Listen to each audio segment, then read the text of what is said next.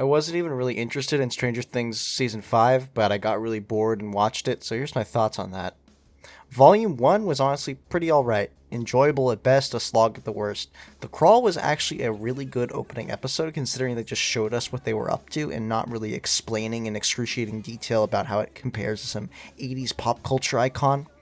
I think they had some decent stuff with Nancy's family being targeted by Vecna. The only reason they all lived was because Ted Wheeler is a Gary Stew. The Bay Harbor Butcher. You know the next. And you know what he did. He's the devil. He's an our guy. Sorcerer is both annoying and cool. On one hand, we have actual action, but on the other, we have the dumbest reveal for Eleven's plotline. Her sister from the Season 2 episode Nobody Liked returns. Baffling how they didn't just get rid of her. Would have been significantly cooler if they had Sorcerer open up the season alongside the Crawl and had Vecna be the thing the military is protecting. Kind of like a G-Man, Half-Life Alyx type deal.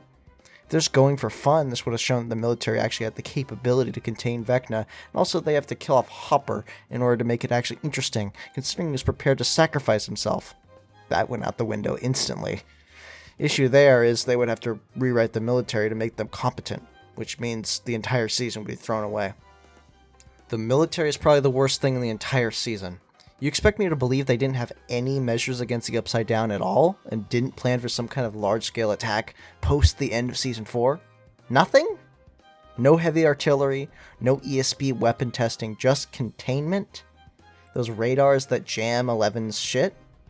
Are these really the same people who are creating genuine demons in underground labs? They just skip over the whole military destruction thing in the next episode too. Hopper, 11, and I can't really remember her name, so let's just say 12.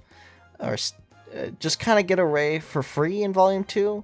The survival was essentially explosive decompression by just walking past it. They explain wormholes 6 or 7 times, and then act like the Upside Down being a border world, and that Max being trapped in Vecna's mind is somehow a revelation. Nancy and Jonathan act dumb and shoot the Wish Granter. Твой путь завершается. Иди ко мне.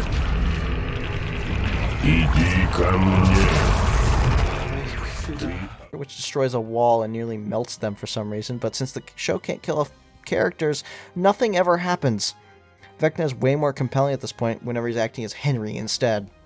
Everyone memes Will coming out as gay, and they're right. I don't like girls. What the hell's wrong with you? That scene sucks ass. They shouldn't have derailed the conflict just to do this for 10 minutes before they blow up a military base. Not even mentioning how they can just take on a real military encampment with barely any struggle. The finale was basically of the same quality as the rest of the season. Boring for most of it with some stupid stuff, alongside some entertaining things. The funniest fucking thing was them running at the Mind Flayer for 6 separate cutaways and still not getting there. There was no way they thought that was cool. The fact they solved the conflict with 40 minutes to spare was really, really lame. I felt that everything in that episode was so underwhelming in both directions. There wasn't enough cool shit, there wasn't enough bad shit. They couldn't even kill off the main cast. None. Not a single random side character. I know that they just thought that the scene where they killed Vecna was the coolest thing ever. They were jumping up and down giddy. Kay and Vecna are potential villains of the season. Could be, but never is. Every side story is boring in this season, so the only thing they should be doing is wrapping everything up with really cool shit. I'm fine with Dustin dealing with Eddie's death still, but that's like 1% of the 11 hours this season consists of. A lot of the romance plots with Nancy and Jonathan and... wait, that's really it, actually. Huh. Really disappointing, considering Season 4 was really decent. I give this season like a 3 out of 10. It's like... whatever. You know, you get the fucking 80s bit joke. I don't need to go through it. They explain something and then they go through it again and they go through it again, and Dustin says, well, there's one problem with that. It's borderline unwatchable. The more you think about it, the more it sucks. So I want to get away from it as soon as possible. If I really cared about the story, maybe I'd rate it lower. I'll give the season this. I didn't think that when they said they were inspired by Metal Gear Solid, they would straight up put the ending speech of Metal Gear Solid 2 in it. Life isn't just about passing on your genes. We can leave behind much more than just DNA. Through speech, music, literature, and movies, what we've seen, heard, felt, anger, joy and sorrow. These are the things I will pass on. That's what I live for.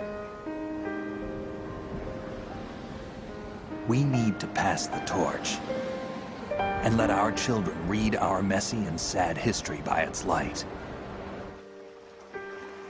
We have all the magic of the digital age to do that with. The human race will probably come to an end sometime, and new species may rule over this planet. Earth may not be forever, but we still have the responsibility to leave what traces of life we can. Building the future and keeping the past alive are one and the same thing.